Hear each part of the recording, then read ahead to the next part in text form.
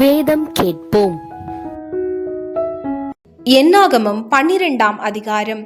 Ethiopia தேசத்து ஸ்திரீயை மோசே விவாகம் பண்ணியிருந்தபடியினால் மிரியாமும் ஆரோனும் அவன் விவாகம் பண்ணின எத்தியோப்பியா தேசத்து ஸ்திரீயின் நிமித்தம் அவனுக்கு விரோதமாய் பேசி, கர்த்தர் மோசே கொண்டு மாத்திரம் பேசினாரோ, எங்களை கொண்டும் அவர் பேசினதில்லையோ என்றார்கள்.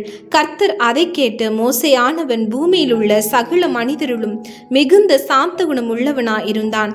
சடுதியிலே கர்த்தர் மோசேயும் ஆரோனையும் மிரியாமையும் நோக்கி, நீங்கள் 3 பேரும் ஆசரிப்பு கூடாரத்துக்கு புறப்பட்டு வாருங்கள் என்றார். 3 பேரும் போனார்கள். கர்த்தர் மேகத்தூணில் இறங்கி கூடார வாசலிலே நின்று ஆரோனையும் மிரியாமையும் கூப்பிட்டார். அவர்கள் இருவரும் போனார்கள். அப்பொழுது அவர், என் வார்த்தைகளை கேளுங்கள். உங்களுக்குள்ளே ஒருவன் தீர்க்கதரிசியா இருந்தால், கர்த்தராகிய நான் தரிசனத்தில் என்னை அவனுக்கு வெளிப்படுத்தி சொப்பனத்தில் அவனோடே பேசுவேன். என் தாசனாகிய மோசேயோ அப்படிப்பட்டவன் அல்ல. என் வீட்டில் எங்கும் அவன் உண்மையுள்ளவன். நான் அவனுடனே மறைப்பொருளாக அல்ல, முகமுகமாகவும் பிரத்யட்சமாகவும் பேசுகிறேன். அவன் கர்த்தரின் சாயலை காண்கிறான். இப்படி இருக்க நீங்கள் என் தாசனாகிய மோசேக்கு விரோதமாய் பேச உங்களுக்கு பயமில்லாமற் போனதென்ன என்றார்.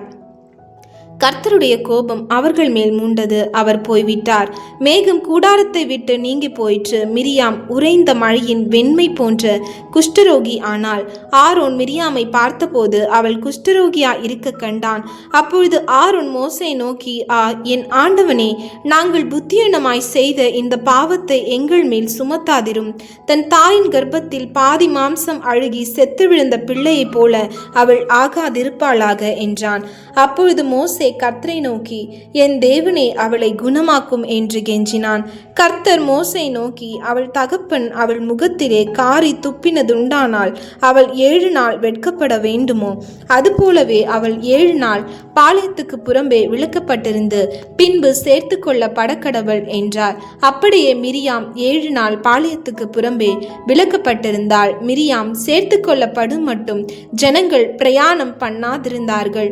பின்பு ஜனங்கள் ஆஸ்ரோத்திலிருந்து புறப்பட்டு பாரான் வனாந்திரத்திலே பாளையமிறங்கினார்கள்.